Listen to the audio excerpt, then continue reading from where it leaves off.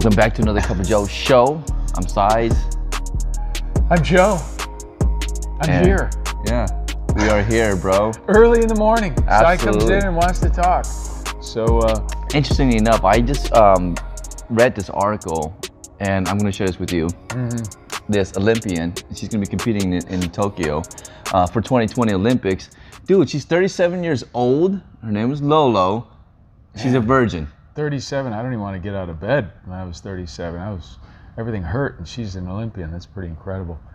But what caught me though is that she said once she announced that she had been celibate her whole life, that the dating scene went sideways. I wonder why. And you know, When I was young and I was dating, if they told me that they were, if they was to tell me they were a virgin, two things. One, it's a challenge, right? Oh, I'm taking virginity. And then, or the other one where you're like, this might not go anywhere. Right. Well, okay. I can see your point when you're maybe in your early 20s. And so people's hormones are going crazy, and that's the thing that their biggest interest is in. But there's a few things that sort of bugged me about this, and that was, one,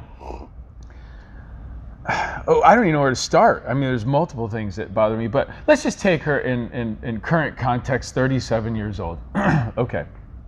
People with their exploration and hormones aside, she's probably not dating guys who are 23. She's 37. I'm going to guess she's dating somebody about her same age. Not necessarily, but probably, right? Okay. People in their 40s, early 40s, and might even be dating somebody a few years older. Is their biggest drive and interest that one physical attraction continually? Or are people usually in their 40s looking for somebody who they can have companionship with? You know, possibly. I mean, I could be wrong. I don't know. But I think I think if I was out in the field, you know, I mean, in where I mentally am right now, you know, I'm looking for somebody to go skiing with, somebody dinner with, somebody to, you know, camp with, or whatever it might be. Not have sex with.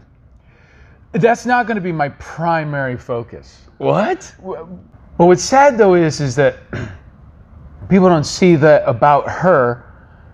And also, I mean, she's visually attractive. Right? No. She got this entire package. And this person's done something else where if I was at dinner and she talked about in her article that, you know, when do I tell this person about this? Right. And I mean, if somebody told me that in there, I'd say, my God, I have so much respect for you. That is amazing. That is incredible. I can't believe there's not a line of men waiting to go out with this person, waiting to share the rest of their life with this person. Let's talk about why is this so important? Why is this so fascinating? Because again, we've got somebody who is very few, again, very small percentage. She's an Olympian too. Who's achieved something. Just that in itself, she says, was harder than all of her Olympic training. Why? Because we're genetically programmed to procreate. So she has fought against psychological and physiological fight, social. Right? And social as well.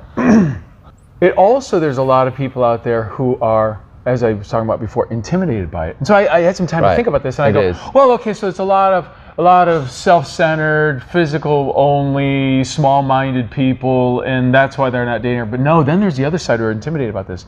They're like, well, I'm taking on a serious obligation if I'm the one who has destroyed a lifelong goal. And you said, hey, it'd be a challenge for me, right? But you also, in the flip side, said, hey, I don't want the responsibility. Yes. Right? And I don't want to be the one who's done this to this person and their goal, because now you feel what?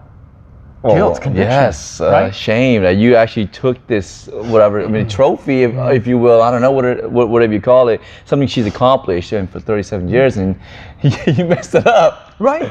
I would feel pretty bad, but at the same time, she also gave it as a gift. Would you, if you were her father, would you be proud of her? Oh, and that's initially what brought that up, because, you know, I'm a dad, I've got two girls, and I mean, I would already be so proud of my kids for achieving, you know, such goals, number one. And then to achieve that one as well. You know, that's what every dad hopes for his daughter. Yeah, of course. Is that they hold out and wait until they meet somebody that they're going to have a long relationship with. Right. That's awesome, man. It's a lot of pressure for the guy that's gonna end up, marrying her and dealing with the shame and the guilt of taking that virginity card. But it won't be, because once he's married to her, there is no shame or guilt, unless he's no good. Do you think? What happens? Exactly. If it's a major disappointment. I know. What if it's a major disappointment? What if it's not good? What if she's disappointed? She's like, that's what I'm saying. That's what I'm saying. Right. I married the wrong guy. Wow. That's crazy. We're going to have a different topic next time. And guys, thanks again for tuning in for the Cup of Joe show. I know you got a lot of work ahead of you. Yeah, I got to get back to work. Working on a 360 here and remove the top, and a lot of work. Got to get it finished up. Yeah. Awesome. That sounds like fun, removing the top. Yeah. All right, guys. Again, this is Cup of Joe show.